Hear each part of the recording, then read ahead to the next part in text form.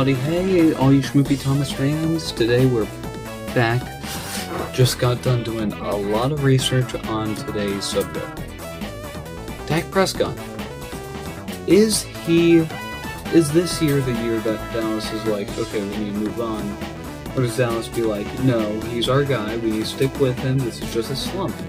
So today we will be going through his averages of every single, his stats and everything, and then at the end we will have the average of yards, completion percentage, touchdown average, interception average, and passer rating average, and then compare them to his stats this year. And they might be like, Ben, passing yards this year, he's missed some time. We can give him excuses on that. Everything else we will, check his average on and see how he did. Yeah, so let's get started. The year's 2016. Dallas fans, everybody that knows a little bit about football knows this is the year we got two of the brightest looking rookies. Ezekiel Elliott and Dak Prescott, both of them. Not as good as they once were, but that's okay. Now that year, let's look at the stats. Yards, 3,667. Very, very solid. Despite being a third-string quarterback, very solid. Completion percentage, 67.8%. Also really solid. 23 touchdowns. He got quite a bit of tutties, huh? 4 picks. That's pretty darn good compared to 23 touchdowns. Now his passer rating was a 104.9, which is insane for a rookie, especially in a good defensive division like NFC East.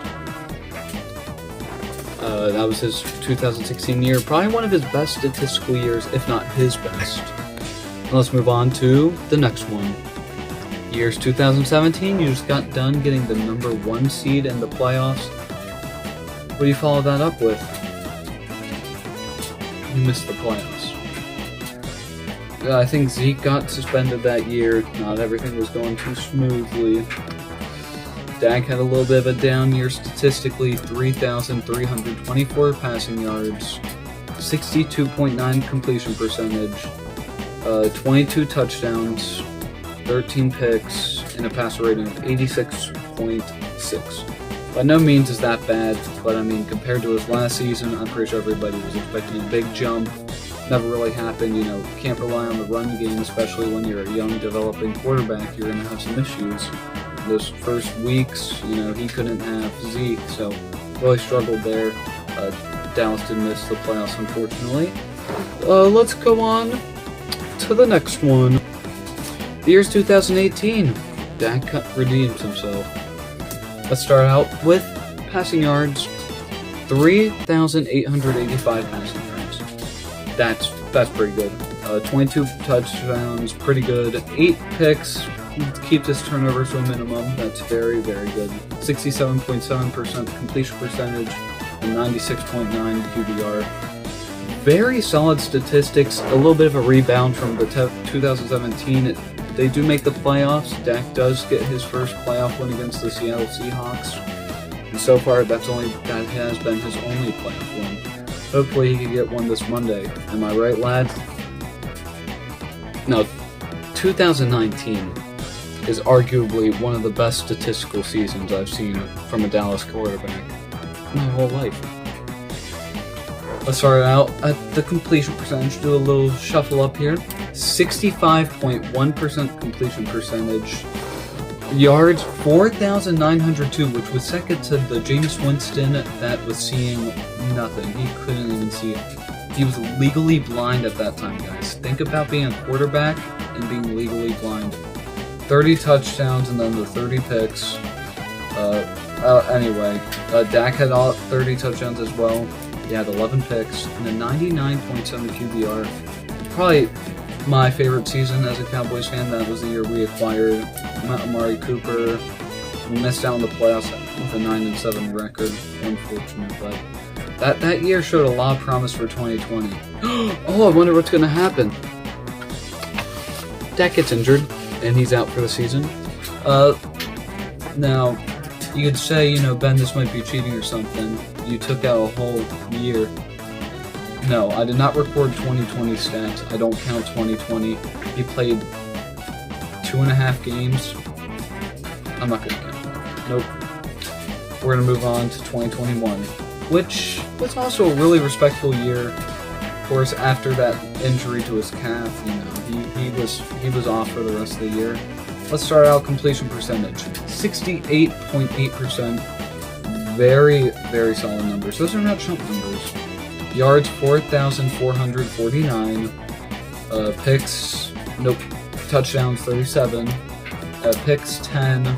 Rating 104.2. And that, my friends, was a really, really good year. Dallas did a really good job that whole season. Losing to the 49ers shouldn't be something that the Cowboys fans should be upset about. Think about it. 49ers were one of the best, if not the best. They were a dropped interception away. Or they were an interception away that was dropped somehow from going to the Super Bowl. So, no, by no means were they chumps. They took out the Cowboys, Packers, nearly the Rams, who wound up going and winning. So, I think that was probably Dak's best overall season, despite missing, that one game, I think. Was it the one game, or did he miss another one? I don't remember, but that's okay. Moving on to this year that pissed me off, 2022. I think there's only one word that can describe Dak in 2022, and that is off. Off is the only word I use for him right now. Mentally, he doesn't look like he's himself. Physically, he looks fine. But mentally, there is something, wrong. And I think it's like getting the flu, You'll have the flu for a couple weeks and stuff, but then it flushes out in your system in a very, very bad way, and you don't enjoy it at all. And then the next week, you're fine. I hope that's what happens with the Bucs in Dallas. Well, anyway, let's go through the stats. 66.2% completion percentage, 2,860 passing yards. Not too good. 23 touchdowns and 15 picks, which is a career high for Dak. Not the touchdown part. And a rating of 91.1, which is... Well, let's go over the notes real quick.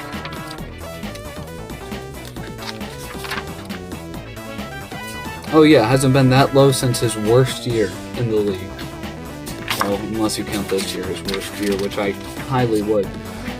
I mean, as a Dallas fan, as much as you love to root for Dak, there's not that responsibility with him. He does not get held accountable, I feel like, whenever he does bad. He could have easily been like, hey, I'm really off recently, I've been trying everything I can.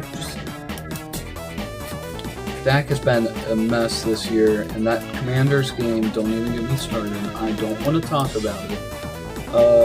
Wore my Cowboys jersey to school today, and that was a mistake, especially living near the Commanders area. So,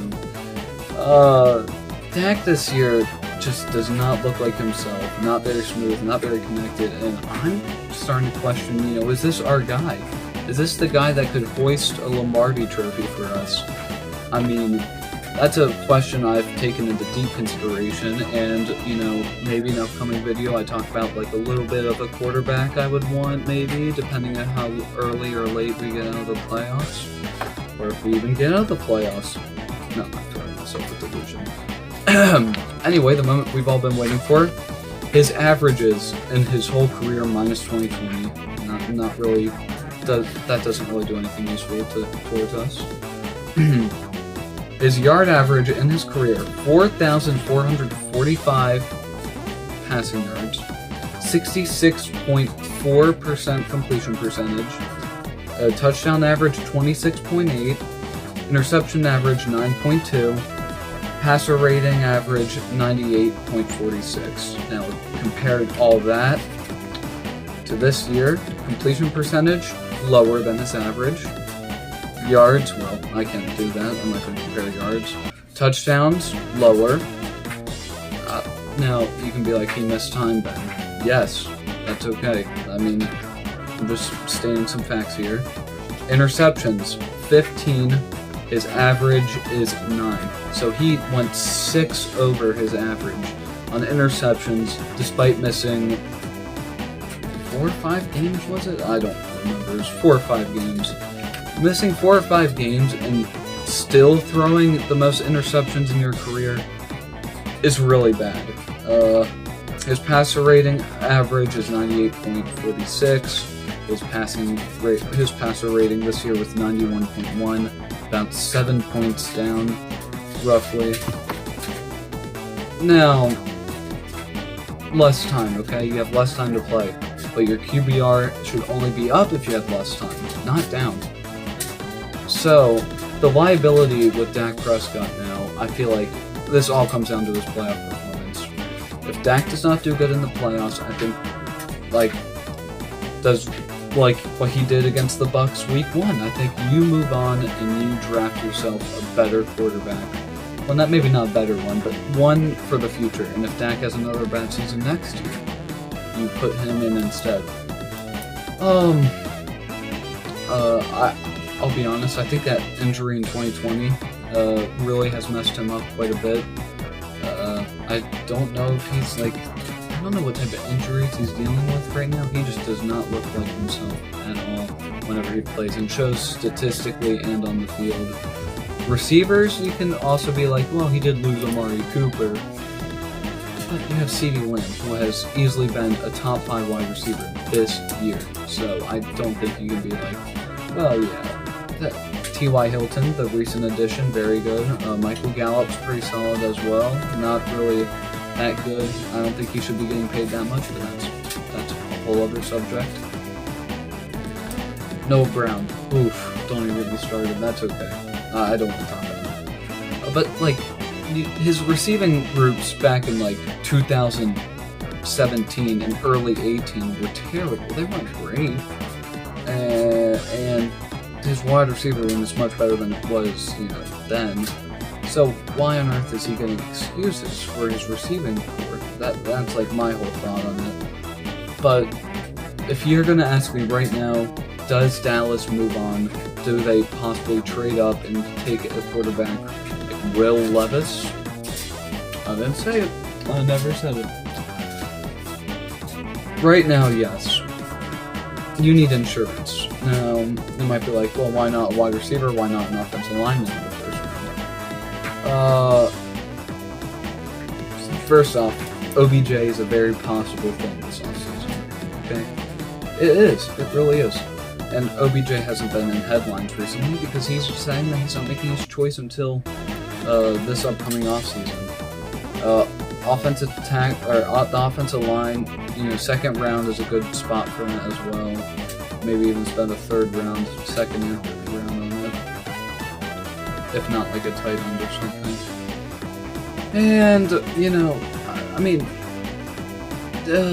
man, it's such a sticky, tough subject because, you've seen Dak make some crazy plays, but then this year, example of yesterday, 30% completion percentage Dak against the Commanders, who you've only lost to once before then, is completely unacceptable. Every throw was going to contested areas. The defense isn't off the hook either. Sam Howell, I don't know if he's a real deal or not, but, running a deep offense that doesn't even have some of their star players in it and still giving up touchdowns is a huge issue.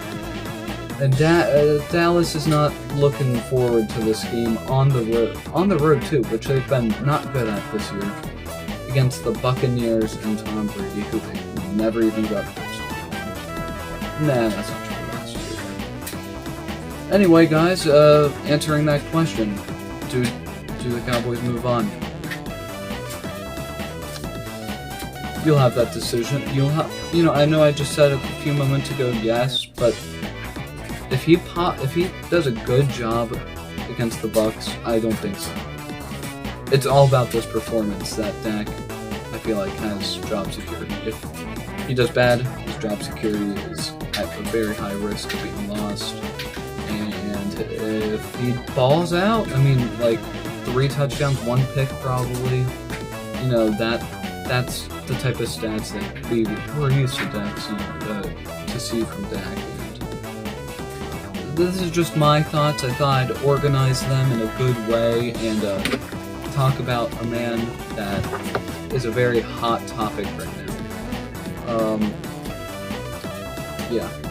Well, thank you all for watching. This is Shmoopy Thomas signing off for the night, and you all have a great one. Bye-bye. You can't beat that feeling. 1 o'clock in the morning, just you and a big pile of Taco Bell. You can't beat that.